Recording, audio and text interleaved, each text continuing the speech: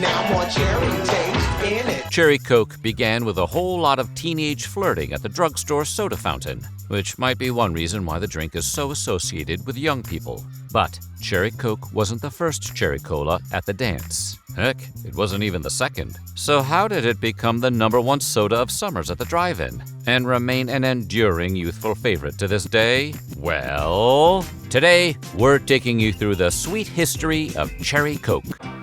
But before we get started, be sure to subscribe to the Weird History Food channel. After that, leave us a comment and let us know what other classic drinks you would like to hear about next. Okay, time to get sweet on an old favorite.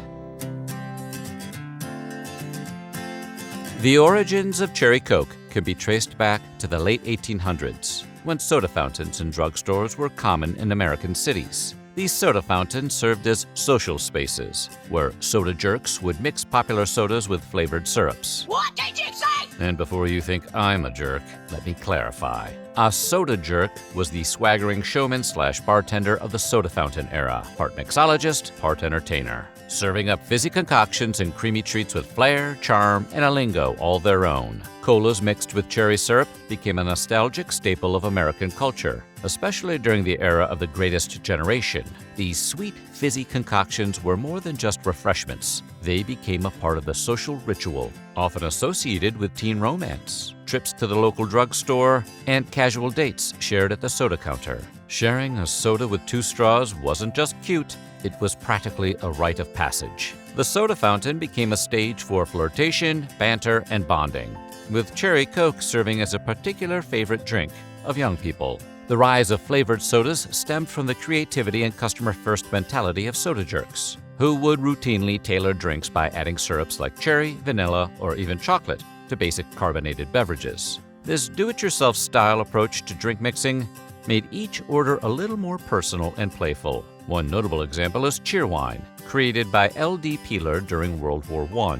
Faced with sugar rationing, Peeler used cherry flavoring to mask the reduced sweetness, inadvertently inventing a regional favorite that has endured for generations. Unlike the syrupy, frothy sodas common at the time, Cheerwine was crisp, sparkling, and bold. Locals said it had a cherry beginning and a rooty ending. This was not your soda jerk's fizzy flirtation.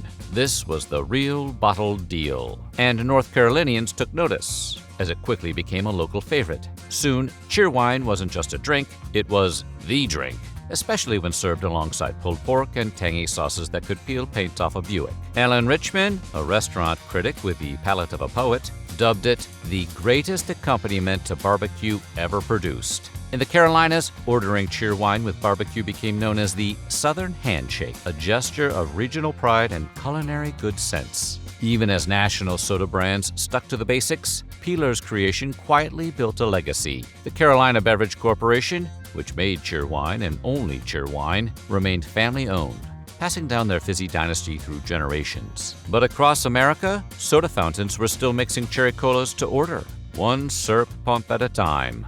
The idea of a cherry cola was not new. It just hadn't been bottled and distributed on a large scale yet, but consumer demand was already baked in. For decades, soda jerks had essentially been conducting market research by figuring out which flavors customers liked the most. What'll it be, kids? Cherry soda, please. Cherry always ranked high.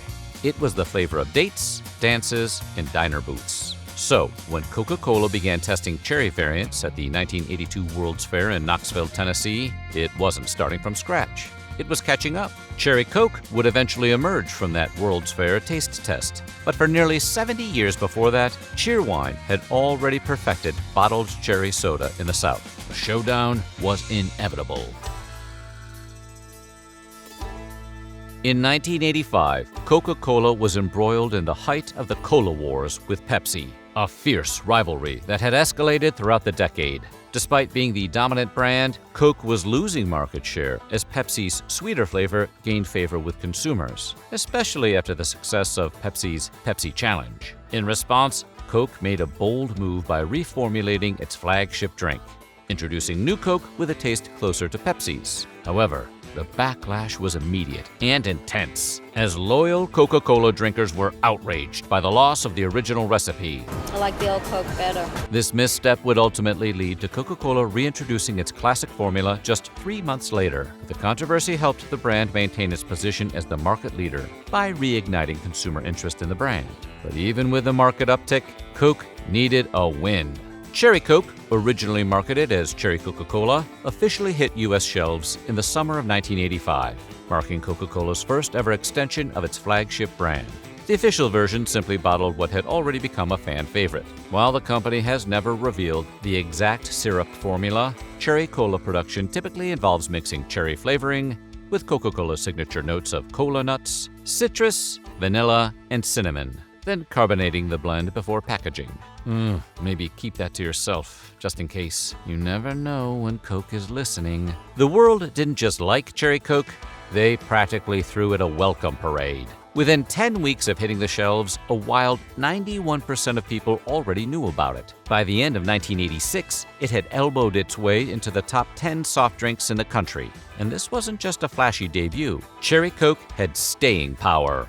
Decades later, it was still turning heads and twisting caps, with Cherry Cola sales growing year after year.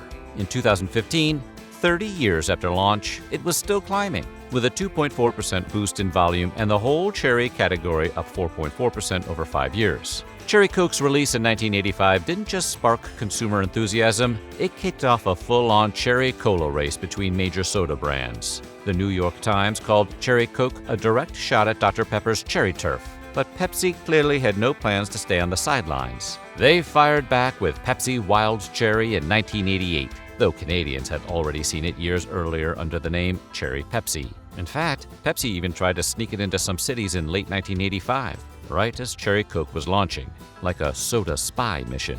Thus began the Great Cherry Cola Wars, a battle waged with bubbles and branding, aimed squarely at kids aged 12 to 17. The original Cherry Coke ad campaign positioned the drink as slightly wild and fun, a tagline that encapsulated the fizzy excitement of a cherry cola that was finally official. In 1990, Coke introduced a fountain-style Cherry Coke with more intense cherry flavor. By 1997, marketing took a more youth-focused turn, with graffiti-style graphics and the slogan, "Do something different." The brand even toured a sampulance, a tricked-out ambulance that handed out samples at teen-centered events. These late 90s campaigns leaned hard into music, technology, and video games, all in an effort to align Cherry Coke with the emerging identity of cool, quirky teens. Throughout the 1990s and 2000s, Cherry Coke retained a loyal fan base. Its longevity is tied not only to its flavor, but also to Coca-Cola's willingness to adapt the product's image and reach new markets. The product's packaging has gone through multiple transformations. The 1985 can featured a classic cherry red color with white lettering, which evolved into the 1990s to include squiggly black lines. A major 2007 overhaul introduced vibrant pinks and purples, with new can graphics designed in part by Jay-Z as part of a broader campaign. In 2011, the design was cleaned up again to match international branding standards. And by 2019, the One Brand strategy introduced the current design, a Coca-Cola red disc with a cherry image against a purple background. And what could possibly follow the pop culture power of Jay-Z in 2017? Obviously, billionaire investor Warren Buffett. The most unexpected moment in Cherry Coke branding came in the late 2010s, when Buffett, famously fond of Cherry Coke, appeared on promotional cans in China. As CEO of Berkshire Hathaway, a major investor in Coca-Cola, Buffett's face graced limited edition packaging as part of a campaign that played off his celebrity status among Chinese investors. Coca-Cola was reportedly surprised when Buffett agreed, and he was not paid for the appearance. Special cans were also distributed at Berkshire Hathaway's annual shareholder meeting in Omaha. Throughout the years, Coca-Cola has diversified its cherry offerings. Diet Cherry Coke premiered in 1986, later rebranded as Diet Coke Cherry, because apparently word order is everything. In 2018, they cranked up the sass with Diet Coke Feisty Cherry. Spicier name, bolder taste, though the original still lingers in Freestyle machines. Coca-Cola Cherry Zero joined the party in 2007 and now answers to the more formal Coca-Cola Zero Sugar Cherry. Cherry Vanilla Coke made the leap from Freestyle fan favorite to bottle star. And let's not forget 2006's short-lived Black Cherry Vanilla Coke. Gone too soon. Then came Coca-Cola Cherry Energy in 2020. Yes, a cherry-flavored energy drink, though it burned bright and fast, vanishing from North America not long after. At this point, there are so many cherry variations, you'd need a family tree to keep track. The invention of Coca-Cola Freestyle machines in 2009 radically reshaped how people experience soda, especially Cherry Coke. Before Freestyle, consumers had limited access to niche flavors outside of standard offerings. But with these machines, suddenly dozens of combinations were available at the push of a button. And mixing fountain drinks is one of America's favorite pastimes. Cherry Coke, long a fan favorite, found new life as a base for experimentation. Add a splash of vanilla, raspberry, or lime, and it becomes something else entirely.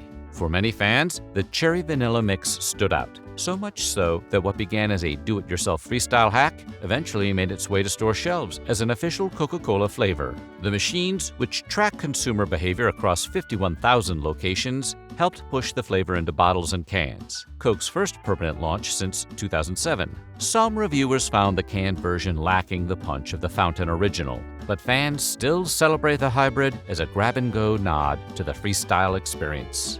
Since 2017, Los Angeles residents alone have dispensed around 6.6 million cans worth.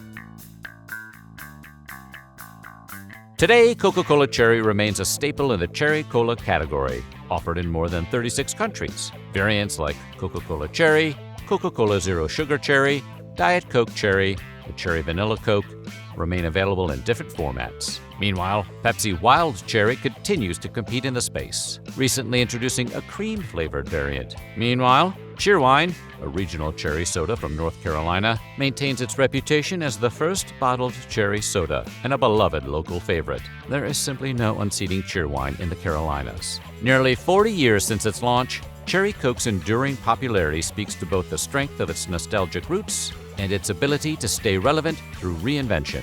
Whether served in a glass over ice or cracked open from a vending machine, it remains a slightly wild favorite, tied to generations of cherry cola drinkers who have kept the fizz alive. Now, if only someone would start bottling the Roy Rogers. So what do you think? What's your favorite cherry cola? Let us know in the comments below. And while you're at it, check out some of these other weird history food videos.